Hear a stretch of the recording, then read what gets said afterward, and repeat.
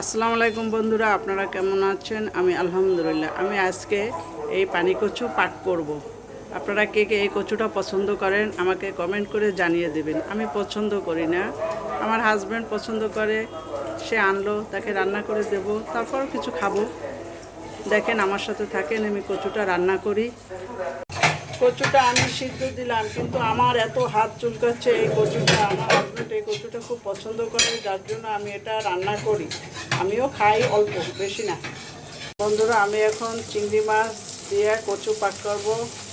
চিংড়ি মাছটা আর পেঁয়াজটা সুন্দর করে ভাজা হয়ে গেছে। এখন আমি হলুদ দিয়ে দিব, লবণ দিয়ে দিব, দিয়ে একটু নাড়াচাড়া করে এখন একটু পানি দিয়ে দিব, না হলে মশলাটা পুড়ে যাবে।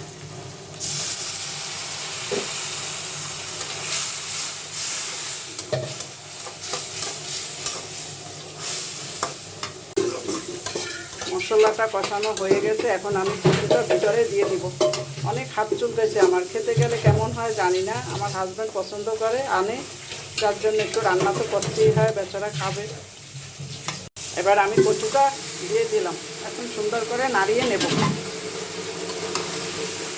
এবার আমি একটু জিরা দিয়ে দিলাম আর একটু রসুন দিব। এখন আমি এগুলো নাড়াই চাড়ে ঢেকে দিব। হয়ে গেছে, সিদ্ধ করে নিয়েছি, তারপরে আমার হাতটা অনেক চুলকাচ্ছিল, খেতে গেলে কেমন হয় জানি না। আমি একটু রসুন দিয়ে দিলাম, এখন নাড়িয়ে চাড়িয়ে পানি দেব একটু। এখন আমি একটু পানি দিয়ে দিলাম, বেশি পানি দেওয়ার দরকার নাই, কচু থেকে এমনি পানি বের হয়। কচুটা প্রায় সিদ্ধ হয়ে গেছে, আর একটু সময় লাগবে। এখন ঢেকে দিচ্ছি, আরও একটু পানি টানুক, তারপরে উঠাবো। আমার রান্নাটা শেষ হয়ে গেছে, এখন আমি উঠাবো। বন্ধুরা, অবশেষে দেখেন আমার এই পানি কচুটা রান্না করা শেষ হয়ে গেছে। আমি খেয়েছি, কোনো গলা চুলকায় নাই এবং খুবই ভালো হয়েছে রান্না। দেখেন কালারটা দেখলে আপনারা বুঝতে পারবেন, রান্নার একটা কালার আছে।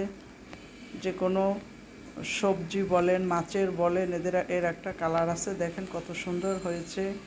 এবং এই কচুটা রান্নার একটা নিয়ম আছে। যদি আপনারা ফুটন্ত গরম পানির ভিতরে একটু লবণ দিয়ে কচুটা একটু সিদ্ধ করেন, কচুর ডাঁটা এবং কচু দুইটাই, আমি ডাঁটা এবং কচু দুইটাই নিয়েছি, আর সাথে চিংড়ি মাছ দিয়েছি, সিদ্ধ করে রান্না করেন যদি, তাহলে অনেক মজা লাগবে, কোনো গলা ধরবে না, চুলকাবে না গলা, খুবই সুন্দর লাগবে। আপনারা এভাবে রান্না করে খাবেন,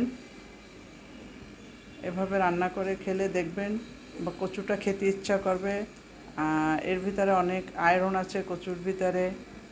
সবাই ভালো থাকবেন বন্ধুরা, লাইক করবেন, কমেন্ট করবেন, সাবস্ক্রাইব করবেন। খোদা হাফেজ।